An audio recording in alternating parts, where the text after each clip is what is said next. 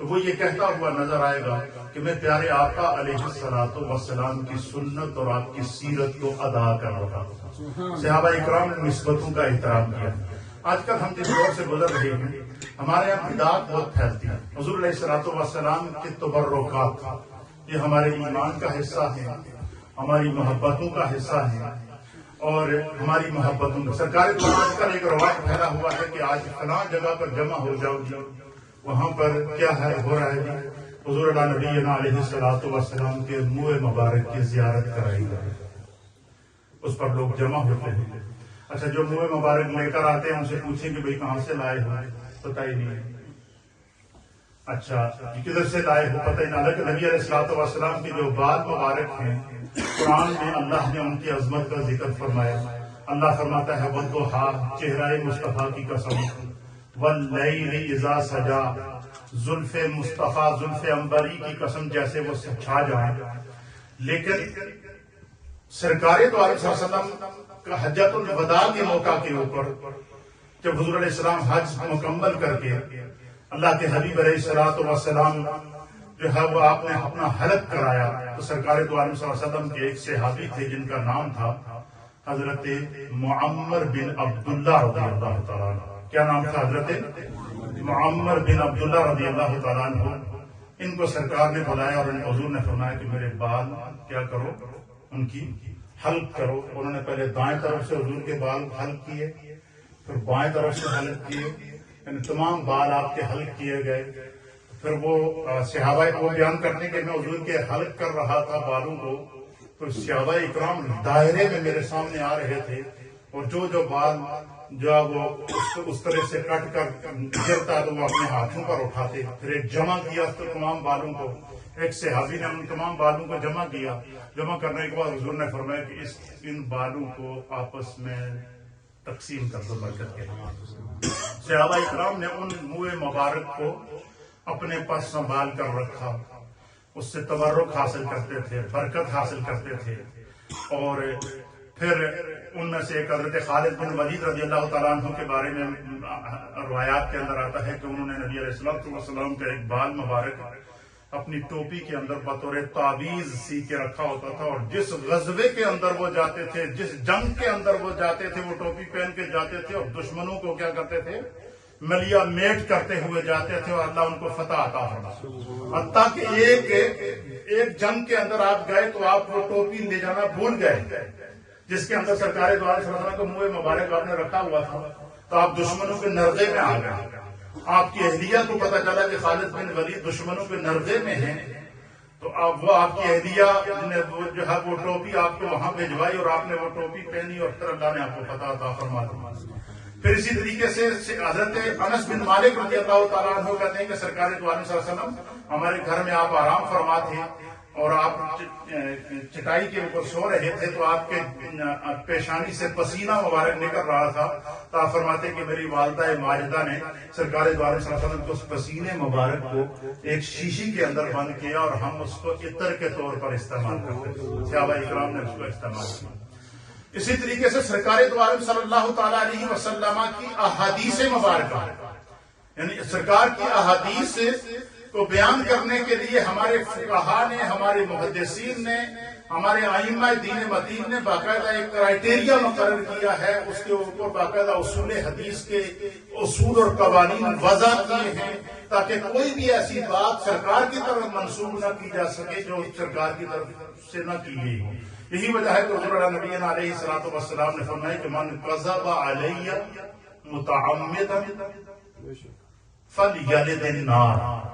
حضور نے فرمایا کہ جس نے میرے اوپر کوئی ایسی بات منسوب کی جو جھوٹ ہو، جس کا مجھ سے تعلق نہ ہو، اور اس نے یہ کہا ہو کہ یہ رسول اللہ نے کہا ہے، یا اس کی نسبت رسول اللہ کی طرف ہے اور اس کی نسبت میری طرف نہ ہو، حضور نے فرمایا کہ اسے چاہیے کہ وہ اپنا ٹھکانہ جہنم میں بنا دے۔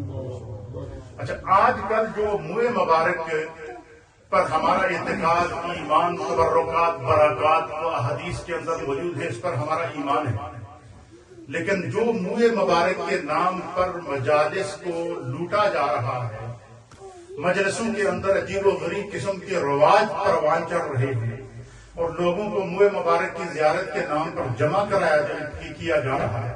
اور ایک تو یہ ہو گیا کہ آج کل 2 گروپ بنے ہوئے ہیں. یہ یہاں UK کے اندر بھی خصوص اس لیے یہ ہماری ذمہ داری ہے کہ آپ لوگوں کو اس سے آگاہ کریں. 2 گروپ ہیں، برمنگھم کے اندر بھی، بریڈ فورڈ کے اندر بھی، لندن کے اندر بھی، اور ہمارے نارتھ کے اندر بھی یہ گروپ ہے.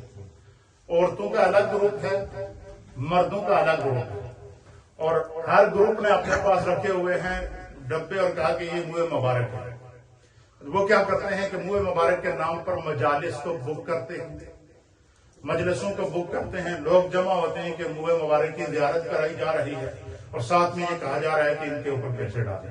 عورتیں الگ پیسے ڈال رہی ہیں وہاں پہ، مرد الگ پیسے ڈال رہے ہیں، اور وہ ان کا کاروبار چل رہا ہے. پہلی بات یہ یاد رکھیں گے، اتنا نازک مسئلہ ہے، اتنا نازک مسئلہ ہے کہ سرکار دو عالم، ہمارا ایمان کیا ہے کہ حضور علیہ نبینا علیہ الصلوۃ والسلام کے جسم کا ایک ایک عضو، آپ کے جسم کا ایک ایک حصہ یہ معجزہ ہے. یہ کیا ہے؟ معجزہ ہے. یہ خداوند قدوس نے اس کی حفاظت کی ہے. اور پھر سرکار سیدنا ابوبکر صدیق رضی اللہ تعالیٰ عنہ، آپ مردوں میں سب سے پہلے نبی علیہ السلام پر ایمان لائے. کیا ہے؟ سب سے پہلے ایمان لائے.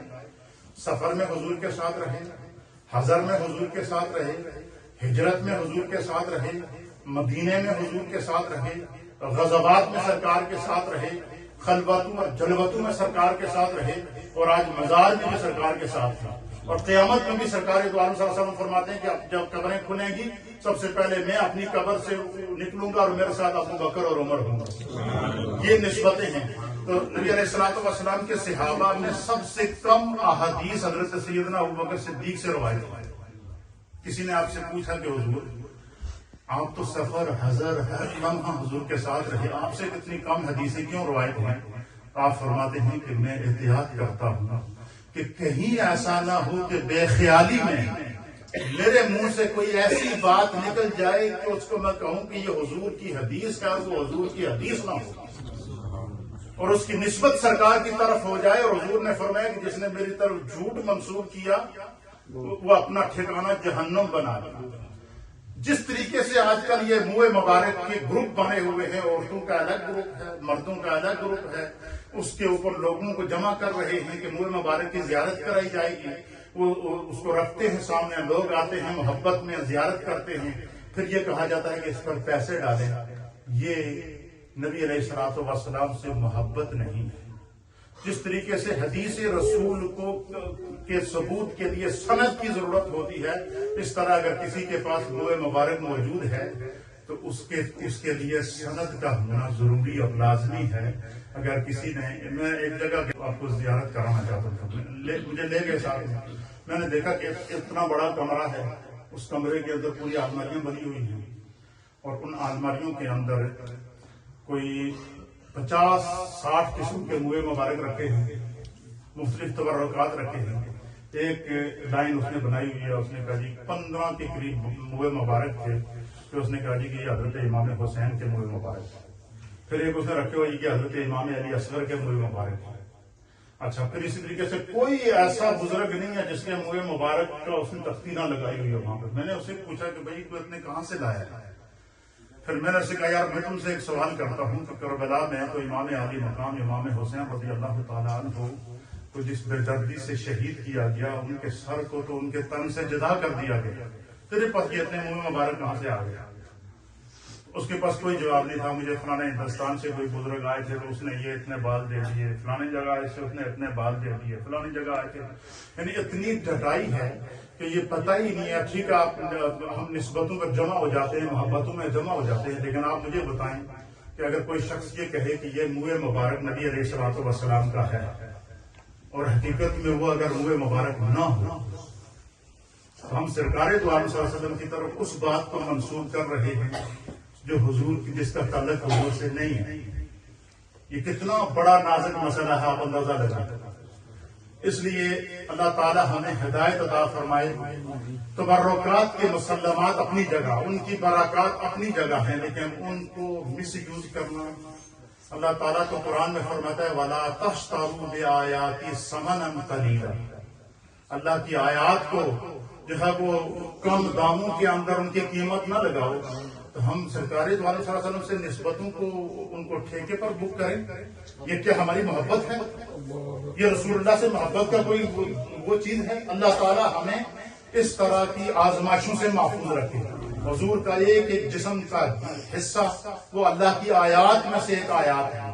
صحابہ اکرام نے سرکار کے تبرکات سے خود بھی برکات حاصل کی ہیں، لیکن اس طرح کی مجالس کر کے، پھر اس طرح کے جعلی قسم کے جو ہے وہ پروگرام اور چیزوں کا اہتمام کر کے اگر کوئی کرتا ہے تو وہ اس کی ذمہ داری ہے، اور وہ یہ اس کا بہت بڑا گناہ ہے۔ حضور نے فرمایا کہ جس نے میری طرف کوئی چیز منسوب کی جس کا تعلق مجھ سے نہیں ہے، اور اس نے میری طرف منسوب کی، اس نے مجھ پر جھوٹ باندھا، اور جو اللہ کے حبیب علیہ السلام پر جھوٹ باندھے، اللہ تعالیٰ ہمیں ایسی چیزوں سے محفوظ رکھے، اور ان چیزوں کو سمجھنے کی ضرورت ہے۔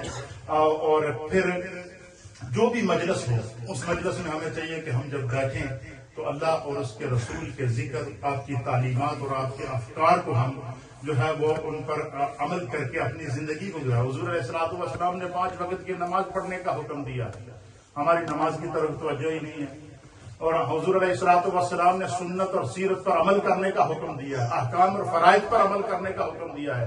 اس پر اگر ہم عمل نہ کریں، یہ کتنی بڑی جو ہے وہ بدقسمتی ہے۔ اس لیے دوستو، نبی کی سیرت کو اپنانے کی ضرورت ہے، نبی علیہ السلام کے اخلاق اور احکام کو اپنانے کی ضرورت ہے۔ اللہ کے حبیب علیہ السلام نے فرمایا کہ انا اتمم مکارم الاخلاق، خدا نے مجھے کائنات کی ساری اچھائیوں کو مکمل کرنے کے لیے بھیجا ہے، اخلاق کو تمام تک کمال تک پہنچانے کے لیے اللہ نے مجھے مبعوث فرمایا ہے۔ اللہ فرماتا ہے کہ الیوم اکملت لکم دینکم واتممت علیکم نعمتی ورضیت لکم الاسلام دینا، کہ اللہ نے محبوب کے وجود پر دین کو مکمل کر دیا، نعمتوں کو مکمل کر دیا، اور انعامات اور اکرامات کو محبوب کی ذات پر مکمل کر دیا۔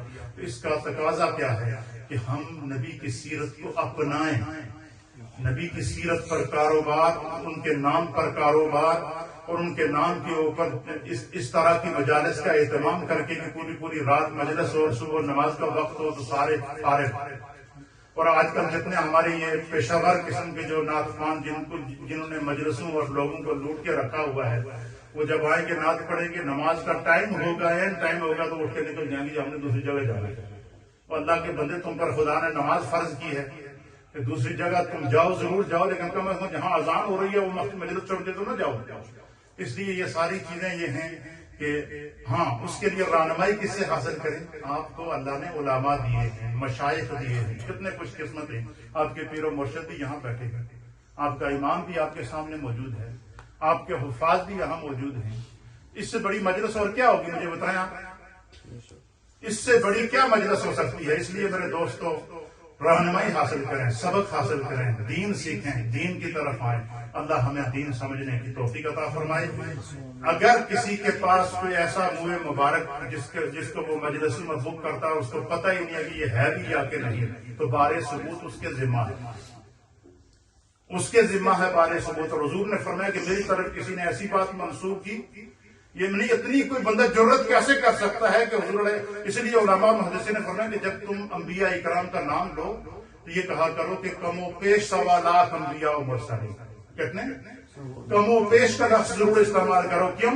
کہ اگر آپ نے کسی ایک نبی کو چھوڑ دیا جو نبی تھا اور آپ نے اس کو شمار نہیں کیا، پھر بھی آپ مجرم ہیں، اور کسی کو آپ نے ایسے شخص کو اس میں شمار کر دیا جو غیر نبی تھا اور آپ نے کہہ دیا یہ نبی ہے، تو فرمایا آپ نے ایمان سے خارج ہو جائیں گے۔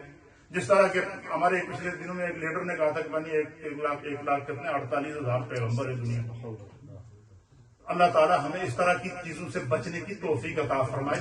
جب اتنی احتیاط ہمارے علماء نے بتائی ہے کہ جب انبیاء کا نام لو تو کہو کم و پیش 1.25 لاکھ انبیاء اور مرسلین، اور ہم جگہ جگہ کہتے پھریں کہ یہ نبی علیہ السلام کا بال ہے، یہ آپ کا منہ مبارک ہے، اور پتہ ہی نہ ہو، اور اگر حقیقت میں وہ منہ مبارک نہ ہو تو ہم اس چیز کی نسبت وجود مصطفیٰ